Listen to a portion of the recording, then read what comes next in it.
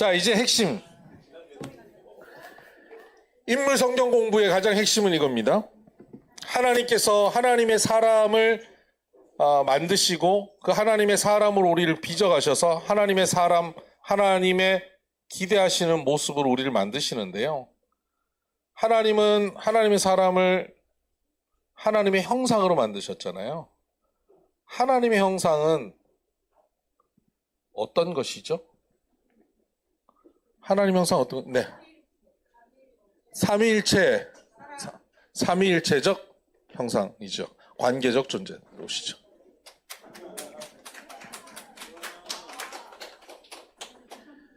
자, 이게 핵심입니다. 이 삼위일체적 존재, 관계적 존재라고 하는 것을 우리가 잊으면 성경 인물 성경 공부를 창세기부터 요한계시록까지 갈 때 맥을 잃어버리는 거예요. 그냥 이 사람은 어떤 일을 했다, 저 사람은 어떤 일을 했다, 이런 건 우리 많이 했잖아요. 주일학교 때부터도 성경 공부 많이 했잖아요.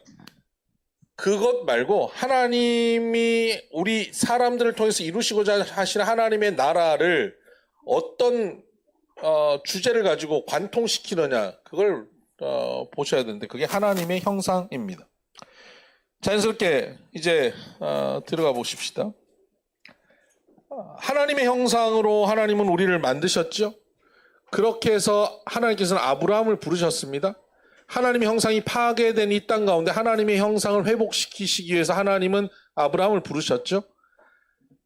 하나님의 형상으로 회복되는 데 있어서 삼위일체적 형상이기 때문에 관계적 존재, 사랑의 존재입니다. 그러면 그 형상이 회복되려면 관계 회복이 이루어져야 되고, 관계 회복은 사랑이죠. 근데 하나님과 우리의 관계에 있어서는 그 회복되는 모습이 무엇으로 나타나느냐? 그것은 약속. 하나님 우리에게 약속을 주시고 우리는 그 약속을 믿는 신뢰, 믿음으로 하나님과 우리의 관계가 회복되었음을 우리는 볼 수 있다라고 말씀드렸습니다. 또 하나님과 약속으로 회복된 우리들은 이웃과의 관계가 회복되어져야 됩니다. 이것은 성경을 전체 관통하는 이야기죠. 하나님 사랑, 이웃 사랑. 이 맥입니다. 하나님께서는 아브라함을 하나님의 약속으로 부르셨고 그 약속을 믿는 아브라함으로 이끌어 가시면서 결국은 그 아브라함을 하갈과 사라 사이에서 갈등하는 시간들을 허락하시고 그 속에서 눈치 보게 하시고 그러면서 관계적 존재로 성장시키시죠. 이것이 하나님 나라를 그 가정에 이루어가는 모습이었다라고 말씀드렸습니다. 그렇게 해서 이제 아브라함이 이삭까지 바치게 되었죠. 이제야 네가 나를 경외하는 줄 아노라.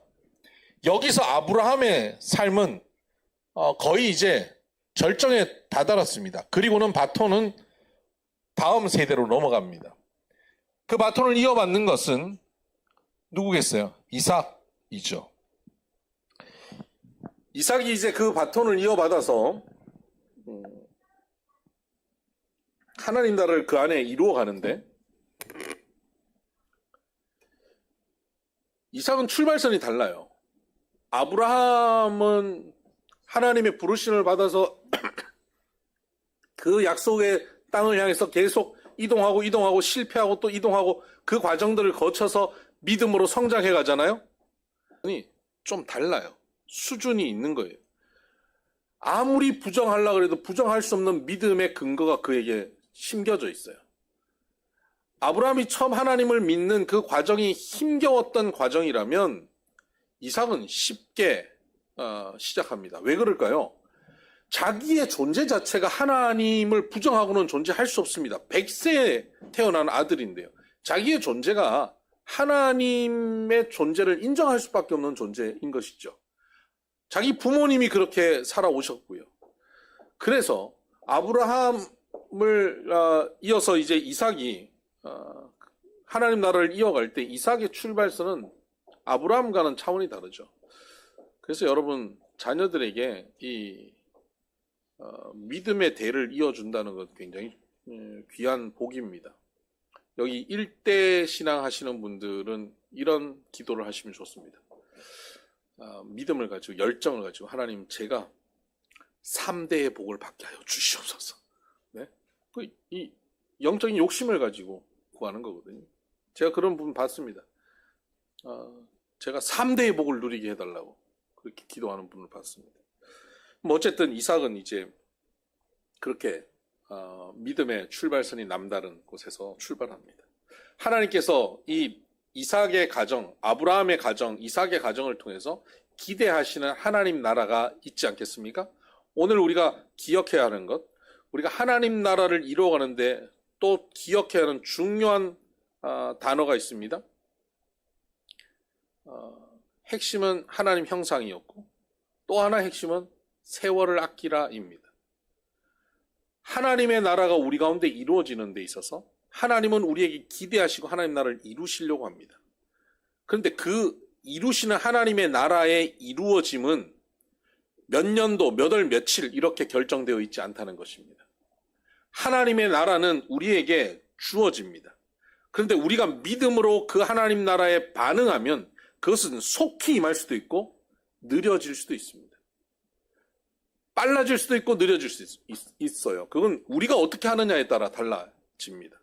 그래서 세월을 아끼라고 말씀합니다. 세월을 아끼라는 것은 아침 일찍 일어나서 시간을 쪼개가면서 쓰면서 피곤하게 살아라 이런 얘기가 아닙니다. 하나님 나라를 누릴 수 있는 기회가 왔을 때 기회를 믿음으로 잡으라는 겁니다. 하나님 나라를 누릴 수 있는 기회를 믿음으로 잡아야 돼요.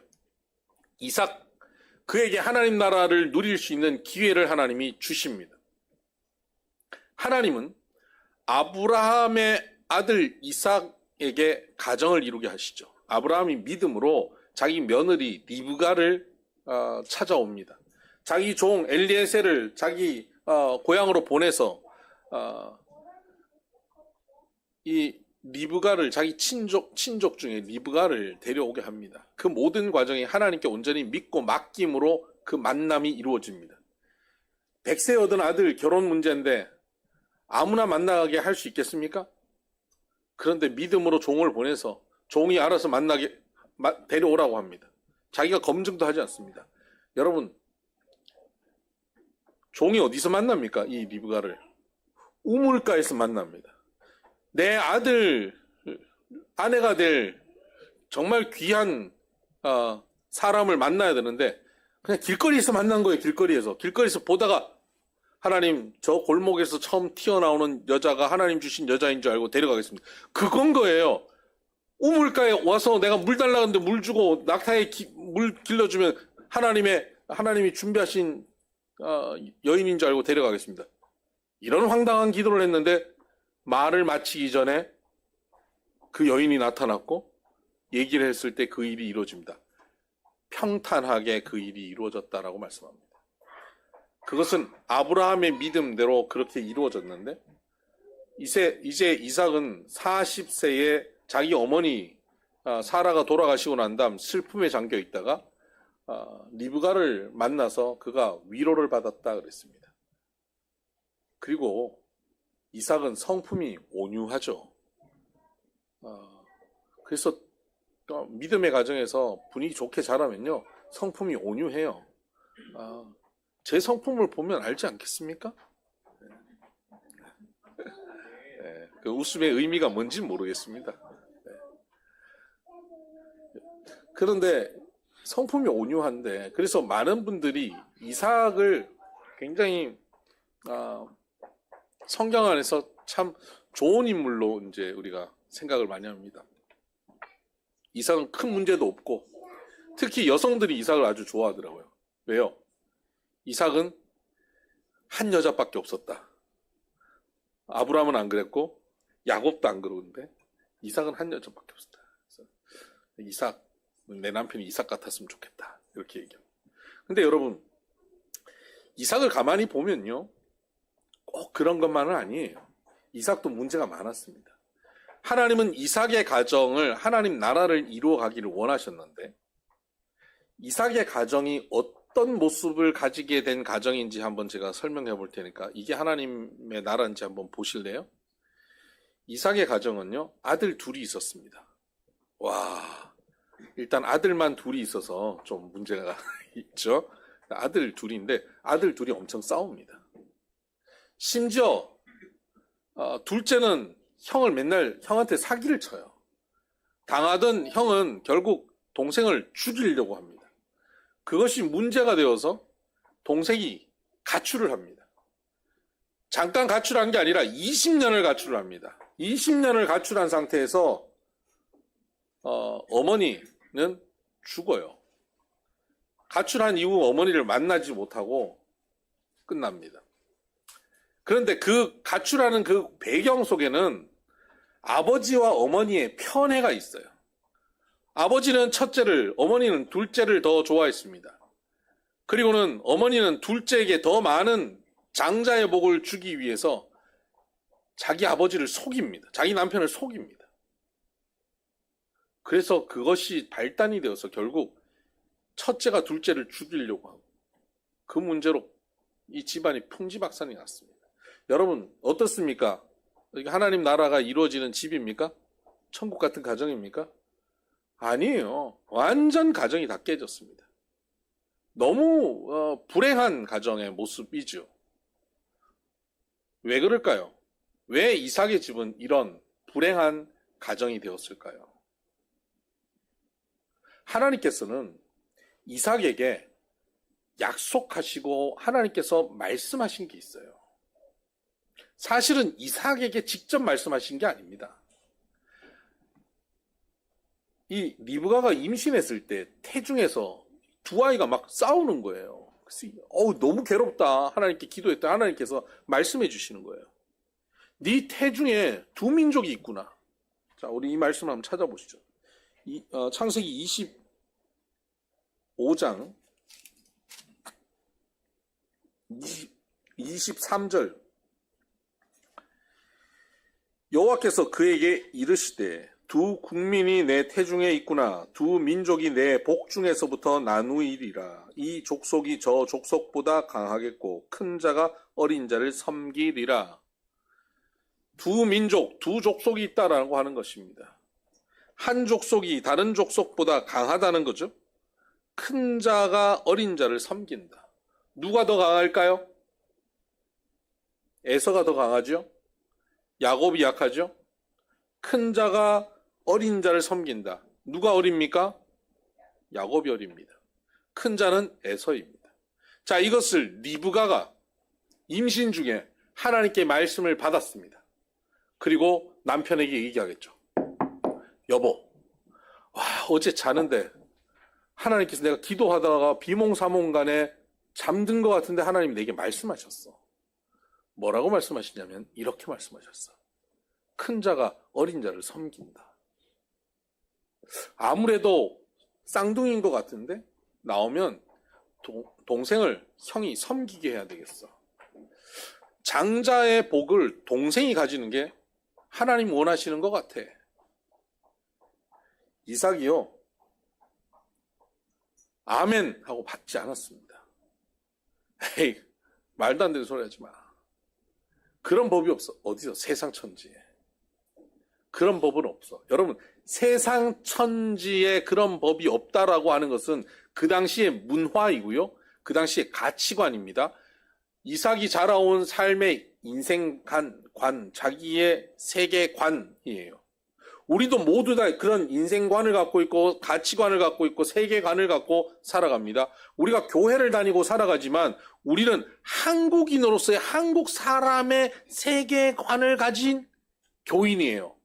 성경적 가치관을 완벽하게 가지고 있기 이전에 우리는 그 성경적 가치관을 갖추기 전에 우리는 뭘 갖췄냐면 유교적 가치관을 갖고 있고요. 우리 안에 무속적 가치관을 갖고 있고 불교적 가치관이 있고 그리고 물질 만능주의적인 자본주의적인 가치관을 우리가 갖고 살아가고 있어요. 그것이 우리를 형성하고 있습니다. 우리의 인격을, 생각을 형성하고 있어요. 거기다가 하나님의 말씀을 받고 우리는 하나님을 믿는 사람으로 살고 있는 겁니다. 때로는 하나님의 말씀과 내가 갖고 있는 이 세계관이 충돌할 때가 있습니다. 아니, 굉장히 많습니다. 그럴 때 우리가 이 세계관이, 이 세상을 이루고 있는 이 세계관 가치관이 너무 확고하기 때문에 그것과 부딪히는 하나님의 말씀을 쉽게 거부할 때가 많습니다. 그때 우리는 흔히 이런 얘기합니다. 에이, 믿음은 믿음이고 사업은 사업이지. 이렇게 얘기합니다. 여러분 혹시 그렇게 얘기한 적 없습니까? 아니면 그렇게 얘기는 안 해도 그렇게 살고 있지는 않습니까? 리브가가 하나님의 말씀을 받았습니다. 큰 자가 어린 자를 섬길 것이다. 여러분 이 말씀은요, 여기서 끝나는 것이 아니에요. 예수님이 제자들에게 하신 말씀입니다. 천국에서 누가 큽니까? 섬기는 자가 큰 자니라. 여러분 이 말씀은 예수님의 생애예요. 예수님은 가장 크신 분입니다. 크신 주께서 하늘 보좌를 버리고 낮고 천한 곳에 오셔서 우리를 섬기신 것입니다. 이것이 예수님이고 이것이 복음입니다. 이것이 십자가예요. 큰 자가 어린 자를 섬기고 큰 자가 작은 자를 섬기는 것, 이게 복음이고 이것이 천국이 이루어지는 길이에요. 하나님은 아브라함을 통해서 한 가정을 믿음의 가정으로 정말 빚어서 여기까지 왔지 않습니까? 백세의 아들 이삭을 주셨고 모리아산에 이삭을 바치는 그 믿음의 놀라운 믿음의 고백을 받으셨습니다. 그리고는 이제 이 이삭을 통해서 한 가정을 이루고 리브가와 이삭이 하나님께서 이루시는 하나님의 나라, 하나님의 형상의 온전한 모습을 이루어 가기를 기대하신 것이죠. 여러분, 하나님의 형상이라고 하는 것은 어떤 것이라고요? 삼위일체적이라고 했잖아요. 삼위일체적은 뭡니까? 사랑의 공동체입니다. 큰 자가 어린 자를 섬기는 사랑의 공동체예요. 자, 이 말씀을 그대로 받아들여서 큰 자가 어린 자를 섬기게 했다면 어떤 일이 벌어질까요? 에서가 성인데 야곱 동생을 섬깁니다. 에서는 힘이 셉니다. 동생을 언제나 지켜줍니다. 동생을 높여요. 자, 이제 큰 자는 누굽니까? 이제 큰 자가 누굽니까? 큰 자인 에서가 작은 자인 야곱을 섬겼습니다. 이제 큰 자가 누굽니까? 야곱입니다. 큰 자가 된 야곱은 또 다시 에서를 섬기기 시작하겠죠. 섬김의 선순환. 누가 큰 자일까요? 모두가 큰 자입니다. 누가 작은 자입니까? 모두가 작은 자입니다. 이것이 천국입니다. 섬김의 선순환이 이루어지는 가정이 이루어진 겁니다. 여러분 집에서 누가 섬겨야 할까요? 남자가 섬깁니까? 여자가 섬깁니까? 큰 자가 섬기는 겁니다. 누가 큰 자일까요? 저 사람이요. 체격 큰 사람이요. 누가 큰 자일까요? 내가 큰 자죠. 내가 큰 자입니다. 내가 섬기는 것이죠. 가정이 그렇게 되면 가정이 천국 되기 시작하는 겁니다. 하나님께서는 그것을 하나님의 형상이라고 허락하신 겁니다. 이 세상은 그 가치관이 없어요. 힘이 센 사람은 힘이 약한 사람의 섬김을 받아야 되는 것이에요. 을이 갑을 섬겨야 되는 것입니다. 남자들이 힘이 셌습니다. 남자들이 경제권을 갖고 있었습니다. 그래서 인류 역사상 너무나 긴 세월 여자들이 남자를 섬겨야 했습니다. 가장 최근까지도. 오늘날은 완전히 뒤집어졌습니다. 이 세대의 젊은이 남성들은 참 상가 조의를 표합니다. 뭐 어떡하겠어요. 그동안 우리 조상들이 많이 해먹었잖아요. 우리 남자들이. 그런데 이제 비로소 이 큰 자가 작은 자를 섬기는 분위기가 우리 가정들 가운데 나타나기 시작한 것이죠. 하나님께서는 이 세계관과 정반대된, 이 가치관과 정반대된 오늘날까지도 뒤집어지지 않던 큰 자가 작은 자를 섬기는 그 가치관을 리브가에게 주셨습니다. 리브가가 그것을 남편 이삭과 대화하고 서로가 이해되지 않는 그 하나님 말씀을 그들이 함께 묵상하고 그걸 가지고 기도하고 하나님 이것이 맞습니까? 하고 하나님께 다시 질문하고 그러면서 나의 가치관과 맞지 않는 하나님의 말씀이 이삭에게 다가와서 이삭을 설득해낸다면 그 가정에 하나님 나라가 속히 임할 수 있었지 않겠습니까? 그러면 거짓말해서 팥죽으로 장자권을 사고 거짓말해서 아버지를 속이고 축복받지 않고 형과 동생이 그렇게 반복하지 않고 살 수 있지 않았을까요? 그러면 그럼 어떻게 라헬이랑 결혼하고 레아랑 어떻게 결혼하지? 이런 생각을 하지 않겠습니까? 하나님께서 하신다면 뭐 다른 방법으로도 얼마든지 라헬을 만나게 하셨겠지요. 꼭 그렇게 도망치고 베델에 거쳐서 라반의 집에 가서 20년 동안 노동을 해야 하나님 역사가 이루어지는 게 아니잖아요. 운명이 그렇게 결정나 있는 게 아니에요. 괜히 우리가 고생하는 겁니다. 하나님 말씀에 불순종해서 고생길에 접어든 거예요. 하나님의 말씀을 통해서 성경 인물들을 우리가 배우면서 우리가 뭘 해야 되냐면 세월을 아껴야 하는 것입니다. 하나님이 원래 기대하셨던 바로 그 가정을 이삭과 리브가 이루었다면 그들은 그 험악한 세월을 보내지 않아도 되었습니다. 그런데 그들은 이 일을 하지 못했습니다.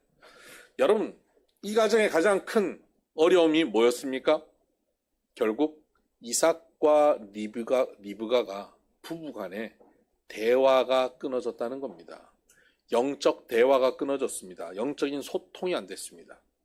여러분, 교회를 다니는데 남편 혼자 은혜 받고 아내는 밋밋하면 그거 어렵습니다. 아내 혼자 은혜 받고 남편은 못 따라오면 그거 어려워요. 부부가 함께 성숙해 가는 것이 제일 좋습니다. 여러분, 어디 가서 은혜 받고 난 다음에 우리가 은혜 받았는데 저 사람 또 같이 은혜 받았으면 좋겠는데 그 남편이 아내가 그 쉽게 따라가는 게 그게 쉬운 일이 아니에요. 그러니까 나중에 세월 가고 나면 어떻게 됩니까? 내가 은혜 받은 걸 나눌 수 있는 사람들은 딴 사람들이야. 남편과 안 나누고 아내와 안 나누고 딴 사람들과 나눠요. 이거 불행한 거예요. 부부가 함께 그것을 나누는 공동체를 이루어내야 돼요.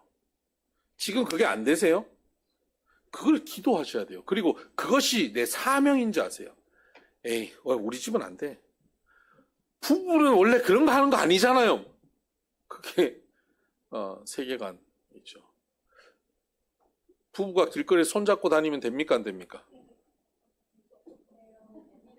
우리나라에서요, 제가 이 나이에 양복 입고 낮에 제 아내 손잡고 이렇게 길을 걸어가면요, 사람들은 틀림없이 불륜이라고 쳐다볼 겁니다. 오늘도 우리가 그렇게 걸으면서 저 사람들이 아마 우리를 불륜으로 볼 거야. 네, 그랬어요. 저는 벌써 50대 후반에서 60대 정도 보이고 제 아내는 40대나 이렇게. 부부는 손잡고 다니면 안 되는 가치관이 우리나라에 형성돼 있어요.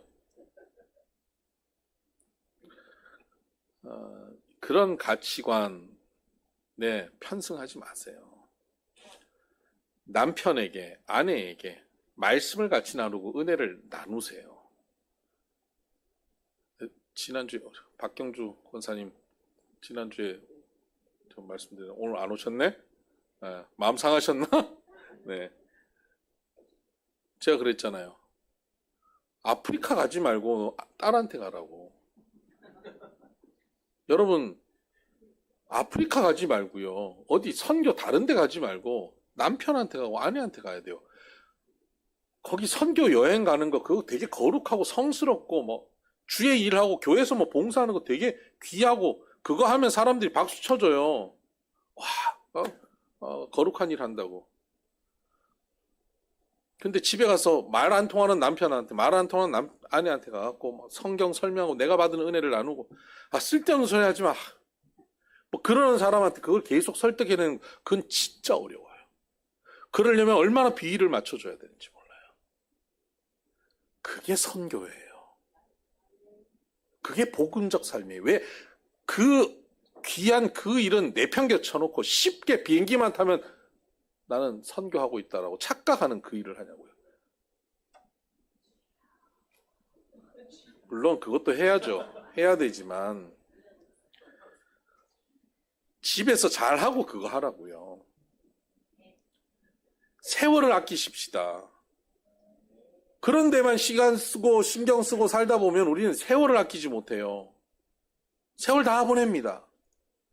우리 가정을 천국 이루지 못해요. 내가 사는 그 삶의 천국을 이룰 수가 없어요. 하나님께서는 오늘 우리의 삶의 자리에 그 천국 이루기를 원하시거든요. 결국 야곱과 에서는 그 일로 갈라지죠. 야곱은 20년 동안 외삼촌 집에서 일하잖아요. 자기가 사기친 거 외삼촌한테 고스란히 다 돌려받죠. 뭐 그 이야기들은 우리가 뭐 너무 잘 아니까 건너뛰십시다. 그렇게 해서 야곱이 나중에 다시 돌아옵니다. 돌아오는데 야복강가에서 환도뼈 부러지고 하나님 만나고 브니엘 뭐 형님을 배우니 하나님을 뵙는 것 같다고 막. 그리고는 형과 함께 손잡고 아버지 집으로 돌아가지 않습니다. 형님 먼저 가세요. 우리 너무 힘들어갖고 조금 쉬었다 갈게요. 그러고 숫곳으로 갔다가 세겜으로 들어갔다가 거기서 자기 딸 디나가 그곳에서 강간당하고 그 일로 인해서 그 오빠들이 그 세겜의 남자들 다 죽이고 그것 때문에 주변의 족속들이 전부 다 이 야곱의 집안을 쑥대밭을 만들려고 하는 그런 위기에 처하잖아요. 그러면서 그들이 다시 한번 하나님 앞에 서게 됩니다. 야곱은 그 자녀들과 아내들을 설득해서 베델로 데려갑니다. 베델이 어디입니까? 처음 도망쳤을 때 하나님이 그를 만나 주셨던 곳.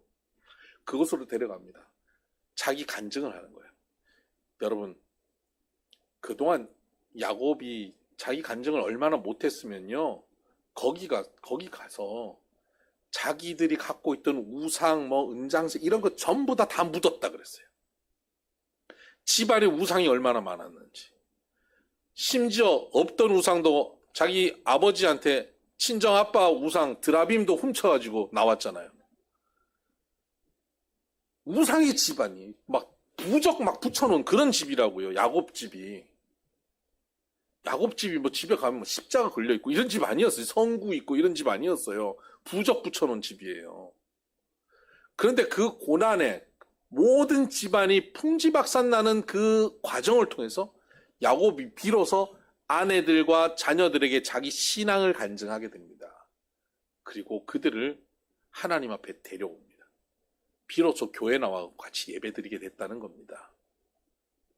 온 가족이 교회에 등록합니다. 베델에 가서 등록했습니다. 베델 교회. 그 교회 이름을 바꿉니다. 엘 베델. 베델의 하나님. 그리고는 아버지 집으로 갑니다. 그런데 여러분, 그 과정 속에서 에서는 속이 많이 상했겠죠. 저놈이 결국 나하고 같이 못 간다는 거. 그러고는 결국 에서는 떠납니다. 에서는 에돔으로 가버리죠.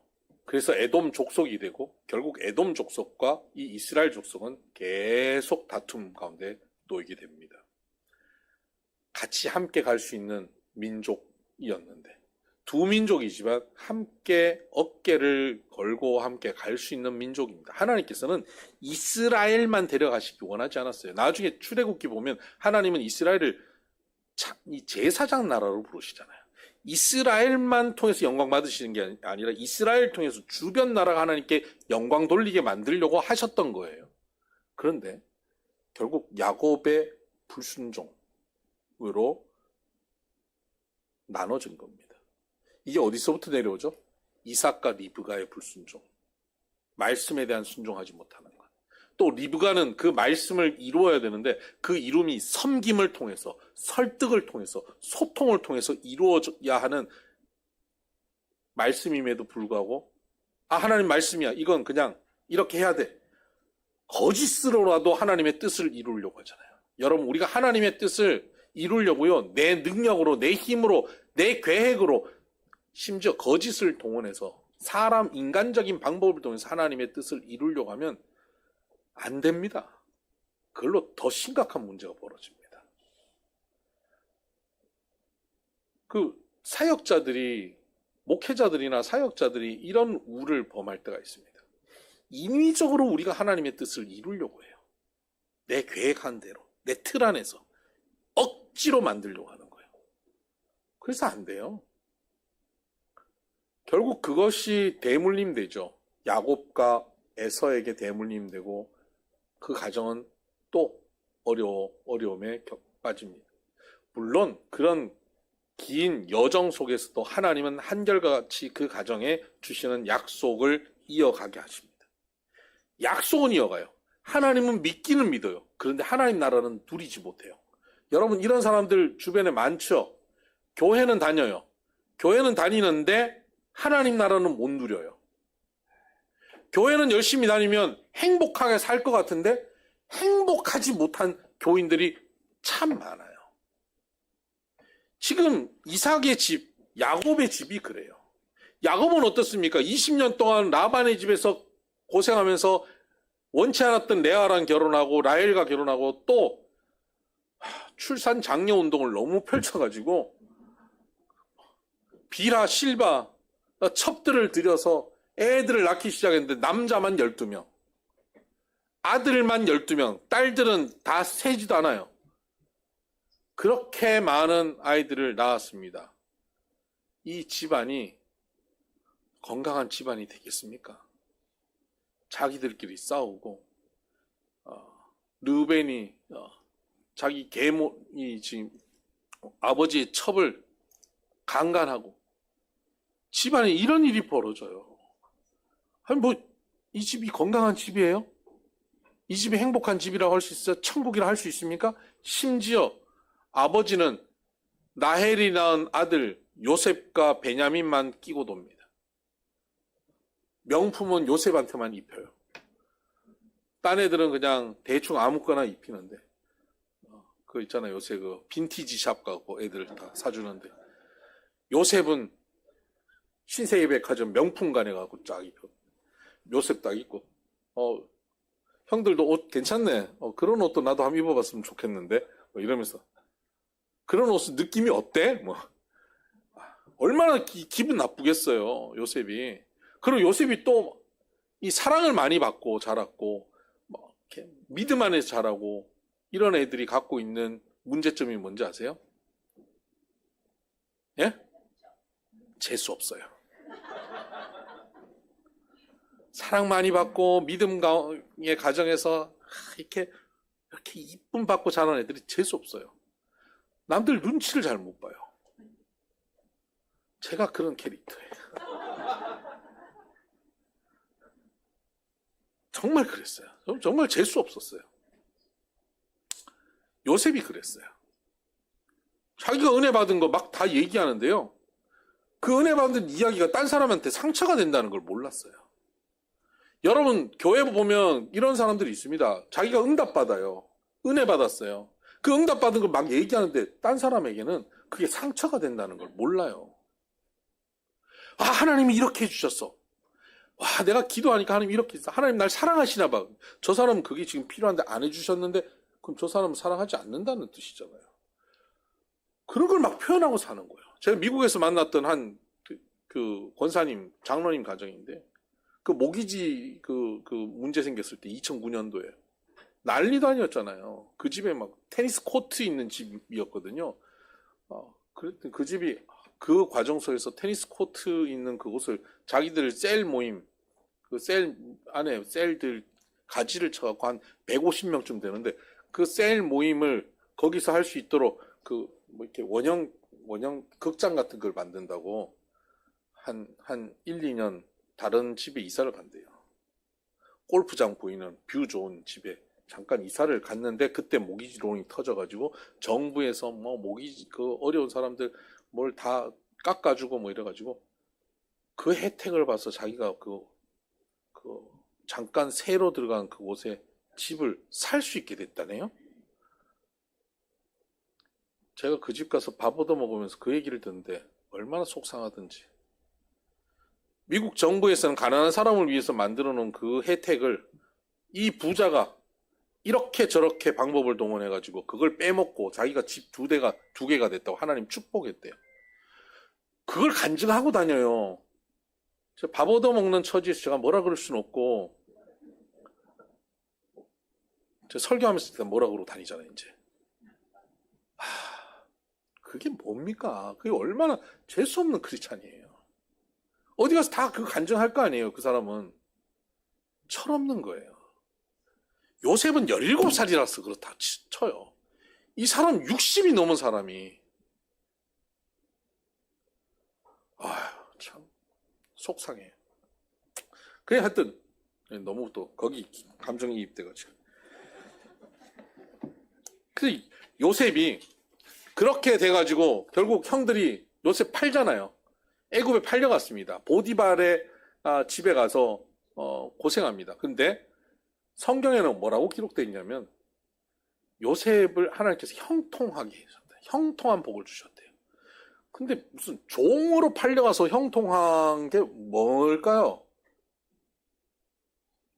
이렇게 빗자루를 한 번 쓰는데 막 산더미처럼 막 낙엽이 모이고 뭐 그런 걸까요? 밥을 했는데 밥 요만큼 했는데 이만큼 나오고 뭐 이런 걸까요? 종으로 뭐 형통하게 했대요. 그러니까 보디발 집이 복 받아버린 거예요. 요셉은 실질적인 도움은 별로 없어요. 그 집이 복 받는 게 요셉한테 뭐 무슨 유익이 있어요? 일 잘하는 사람이 인정받으면 일만 많아져요. 일복이 터져요. 나중에는 결국 강간미수범으로 그 감옥에 들어가잖아요. 보디발도 알았던 거죠. 자기 아내를 강간미수하려고 한 종이면 즉결 처분해서 죽이는 거 아닙니까? 근데 그걸 죽이지 않고 정치범들이 들어간 정치범 수용소에 넣었습니다. 아는 거예요. 자기 아내가 이거 유혹해서 이렇게 된 오해받았던 거 아는 겁니다. 그리고 거기 넣었습니다. 근데 여러분, 정치범 수용소에 오는 정치범들은요, 정치적인 입장에 따라서는 어느 날 갑자기 풀려나서 이 복권될 수 있습니다.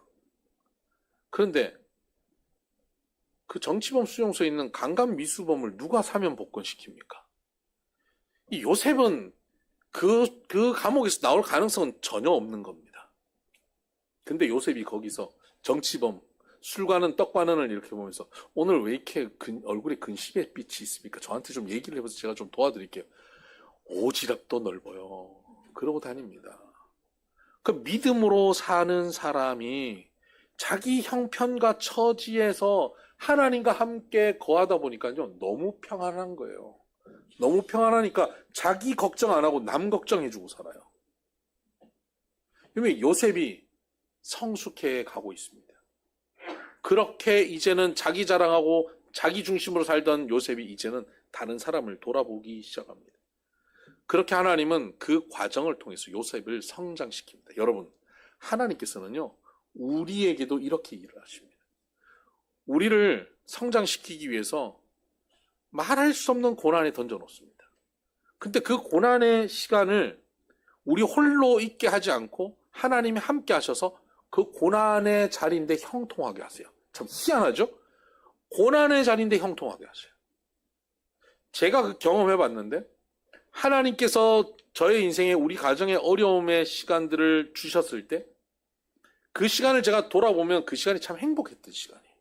그리고 그 시간 속에 있었던 그 과정도 불행하지 않았어요.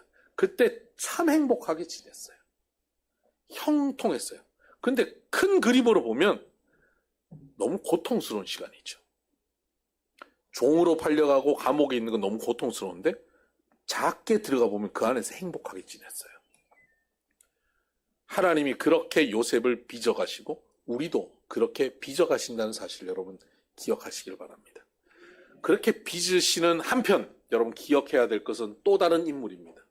12아들 중에 여러분 12아들 다 기억 안 해드렸는데 꼭 기억해야 되는 인물이 2명이라면 요셉과 또 한 명이 누굴까요? 누굴까요? 선물이 하나 있어요. 유다. 정경훈 집사님 얘기하신 거예요? 네. 유다입니다. 유다. 유다는 형들이 요셉을 팔 때 그 일에 동참하지 않으려고 했습니다. 그런데 요셉이 팔렸습니다. 그것 때문에 요셉을 죽이려고 하는데 유다가 팔자고 해서 팔게 했습니다. 그리고 요셉을 살려냈죠. 그리고 그 죄책감 때문에 그 유다는 자기 아버지 집을 떠납니다. 그 당시에는 그 지역을 떠난다는 건 그 지역에서 함께 믿는 신앙을 버린다는 뜻입니다. 아버지 집을 떠나서 가나안 사람께로 들어갑니다. 그건 여호와 신앙을 버리고 가나안 신앙을 받아들인다는 거야. 완전 등 돌려버린 거야. 믿음의 가문에서 3대, 4대 믿는 가정에서 이제 떠나버린 거예요. 교회 안 나가는 아들이 된 거예요. 그곳에 가서 세상 여자랑 결혼했습니다. 그리고 아들 낳았고 또 그 아들들도 그 가나안 여자랑 결혼을 시켰습니다. 근데 그 큰 아들이 결혼했는데 죽었어요. 형수치수제라고 하는 게 있죠? 여러분 뭐 대부분 아시죠? 형이 죽으면 여자들은 과부가 되는 순간 자기가 재산권을 갖지 못하기 때문에 거의 거지와 같은 수준이 됩니다. 아들이 없으면요. 근데 아들을 낳아야 돼요. 그래서 동생이 그 형수와의 관계에서 아들을 낳아서 형의 계보를 이어가게 하는 것. 그것은 이 여성에게 재산권을 가지도록 해주는 여성 인권을 위한 제도였습니다. 그런데 그것을 동생이 거부합니다. 그래서 동생도 죽습니다. 막내를 또 형수치수제로 자기 며느리에게 줘야 되는데 아버지는 유다는 막내도 어려움 당할까봐 그 며느리를 너 집에 좀 가 있어라. 애가 좀 크면 너하고 다시 만나게 해줄게. 보내놓고는 소식이 없어요. 유다의 아내가 죽었습니다. 유다는 잔치에 갔다가 술에 취해가지고 해롱해롱하고 있는데 며느리가 창기로 변장해서 아버지와 하룻밤을 보냅니다. 그리고는 임신을 합니다. 며느리가 임신했다는 소식을 듣고 저런 음란한 여자가 있나. 그러고 그 데려와라. 돌로 쳐서 죽이자. 그러고 죽이려고 하는데 바로 이 사람이 저에게 아이를 임신시켰습니다. 증표를 내놓는데 그게 자기 거예요. 그래서 결국은 유다가 사람들 앞에서 자기가 얼마나 초라한 자인지 다 들통납니다. 아버지 집에서 나올 때 어떻게 나왔을까요? 난 니들과 달라. 여호와 하나님 믿는다고? 웃기는 소리 할까? 아버지, 자식들을 저렇게 키웠어요? 난 그렇게 안 살 거예요. 그렇게 나온 거예요. 굉장히 정의롭게. 나왔지 않겠습니까? 난 니들과 달라! 하고 살던 사람입니다. 다르긴 뭐가 달라요? 더 나쁜데. 굉장히 자기 자신이 위선적인 존재인 것을 사람들 앞에서 다 들통났습니다. 그리고는 자기 며느리에게서 며느리에게서 태어나니까 손자입니까? 자기 씨니까 아들입니까? 그런 아들인지 손자인지 알 수 없는 그런 아이들 둘을 쌍둥이를 데리고 자기 아버지께 돌아갑니다. 얘 누구니? 제 아들이기도 하고 손자이기도 합니다. 이러고 데려갔지 않겠습니까? 얼마나 그곳에서 손가락질 당하는 존재가 되었겠습니까? 그 손가락질 당하는 존재로 삽니다. 형제들 사이에서. 잘난 척하던 그가. 자, 야곱의 집안은 이제 그렇게 유다를 통해서 그렇게 살아가고 있고요. 요셉은 애굽에서 이제 총리가 되었지 않겠습니까? 그가 꿈을 해몽하고 총리가 되었습니다. 7년 풍년, 7년 흉년이 온다라고 해서 그는 총리가 되어서 흉년을 준비합니다. 흉년이 되었습니다. 먹을 것이 없는 야곱의 집안에서는 양식을 찾으러 애굽 땅에 왔습니다. 요셉이 알아봅니다. 그리고 형제 하나를 인질로 잡고 너희들 돌아가서 이거 먹고 막내 동생 데려와라. 막내 동생 데려옵니다. 베냐민, 자기 친동생이 친어머니의 아들이죠. 베냐민을 데려왔습니다. 잘 대접했습니다. 돌려보냅니다. 돌려보냈는데 베냐민의 가방에 은잔을 넣었습니다. 그리고는 다시 잡아옵니다. 은잔을 가지고 갔다. 우리 총리가 너희를 그렇게 대접했는데 은잔을 훔쳐가? 유다가 베냐민을 잡아두지 마시고 저를 잡아두시라고 유다가 나서서 베냐민을 대신하려 합니다. 여러분, 형제들이 지금 그 어려움을 당했을 때 베냐민의 가방에서 은잔이 나오면 여러분은 어떻게 하시겠어요? 저 자식 지 형도 저러더니 하여튼 지 엄마 닮아가지고 왜 저 모양인지 모르겠다. 하여튼 튀어. 쟤네들은 항상 튀어. 그 자리에서 그렇게 말하거나 그렇게 눈빛을 교환한 애들도 있었을 겁니다.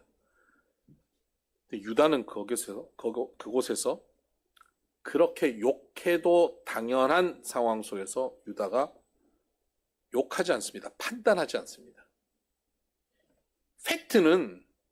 팩트는 분명히 욕먹어야 될 팩트입니다. 그런데 그 팩트로 말하지 않고 그는 뛰어나옵니다. 그리고는 아버지를 생각합니다.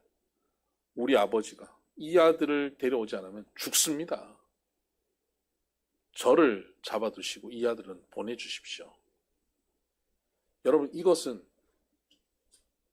갑이 을이 되는 겁니다. 큰 자가 작은 자를 섬기는 일이 됩니다. 그렇게 큰 자가 작은 자를 섬깁니다. 유다가 베냐민을 섬기고요. 유다가 자기 집안을 섬깁니다. 그때 요셉이 그 평생 갖고 있던 그 답답함, 형들을 향한 원망, 분노, 이게 눈 녹듯이 녹습니다. 그리고 그들과 함께 화해합니다. 그리고 아버지를 모시고 옵니다. 자기 집안들을 다 데려옵니다. 그래서 애굽에서 그들이 자리를 잡고 살게 되죠. 누구 덕분입니까? 요셉이 총리가 됐기 때문이죠. 그러나 유다가 섬겼기 때문입니다. 그 가정은 유다의 섬김으로 회복됩니다. 왜 애굽에 그렇게 들어갔을까요? 그 당시 가나안 땅에는 많은 족속이 있었지만 그 족속들은 계속 바뀝니다. 세월이 가면서 400년의 세월을 가면서 그 당시 그들이 살았던 주변의 족속들은 다 섞이고 바뀌고 사라지고 또 새로운 족속들이 들어오고, 아마 야곱의 집안이 그곳에 있었으면 야곱의 집안은 그런 전쟁 통해서 죽고 섞이고 사라지고 성장하지 못했을 겁니다. 근데 70명을 애굽에 딱 데려가서 총리의 가족으로 거기서 자리 잡고 성장합니다. 430년 그들이 종살이 했다고 우리 흔히 얘기하지만 사실 종살이는 430년 한 것 아닙니다. 320년, 320, 30년은 편안하게 살았고요. 80년가량 종살이 합니다. 300여 년은 총리의 집안에서 편안하게 잘 살았어요. 그러니까 70명 들어갔던 한 집안이 200만 명으로 성장하게 되죠. 폭발적인 성장을 이룹니다. 작은 한 집안이 한 민족이 됩니다. 하나님께서 그렇게 키우십니다. 그렇게 키우셔서 하나님 나라가 되게 만드십니다. 그 과정이 유다의 섬김을 통해서 이루어졌다는 겁니다. 큰 자가 작은 자를 섬겼을 때 하나님 나라가 이루어지기 시작합니다. 여러분, 지금 우리는 아브라함부터 이삭, 야곱, 요셉, 유다 이 4대를 봤습니다. 하나님께서는 아브라함을 부르시고 그를 통해 하나님 나라를 이루어 가기를 원했는데 불순종하는 모습들, 믿음으로 반응하지 못한 모습들로 인해서 바로 이루어질 하나님 나라가 계속 연기되었습니다. 그러나 고난 가운데서 성숙했던 믿음의 사람들, 유다 같은 사람, 요셉 같은 사람, 이런 사람들을 통해서 성숙한 그들이 섬김으로, 큰 자가 되어 작은 자를 섬김으로 그 가문에는 하나님 나라가 이루어지기 시작합니다. 여러분, 이제 어떻습니까? 우리가 교회를 다닙니다. 예수 믿습니다. 하나님 자녀 되었습니다. 구원받았습니다. 천국이 여기 있다 저기 있다 아니라 이미 너희 가운데 임하였다. 우리 가정에 천국이 임해야 됩니다. 그런데 어떻습니까? 지금 그 천국을 누리고 있습니까? 누리지 못한다면 어디에 문제가 있을까요? 하나님과의 관계, 약속의 관계, 믿음의 문제일 수 있고요. 또 하나는 나와 너와의 관계, 섬김의 문제일 수 있습니다. 이 문제가 해결되면 하나님 나라가 여러분 가운데 누려질 것입니다. 많은 경우, 한국교회 교인들 많은 경우 하나님과의 관계의 문제에서는 큰 문제 없습니다. 문제는 나와 너와의 관계에서 벌어지더라고요. 대부분. 다들 그렇게 얘기합니다. 신앙은 나하고 하나님과 1대1의 관계라고. 아니요. 하나님과 관계와 더불어 나와 너와의 관계가 신앙입니다. 그것을 놓치기 때문에 우리는 하나님 나라를 이 땅에서 누리지 못하고 있습니다. 분명한 이 사실을 알고 믿는다고 하면, 믿음으로 산다고 하면 사랑하는 내 가족과 이웃과 성도들과 사랑을 나누며 큰 자가 작은 자를 섬기며 살아야 합니다. 갑이 되어서 갑질하지 않는 크리스찬이 되어야 합니다. 갑이 되어서 을로 살아야 합니다. 소을, 저 뛰어다니는 아이가 소을인데 소을이 을로 부르심을 받았다. 무시무시한 이름 아닙니까? 갑으로 부르심받지 않고 을로 부르심받았다. 이것이 크리스찬의 모습입니다. 이것이 복받은 사람의 모습입니다. 이 모습으로 살아갈 수 있게 되기를 주님의 이름으로 축복합니다.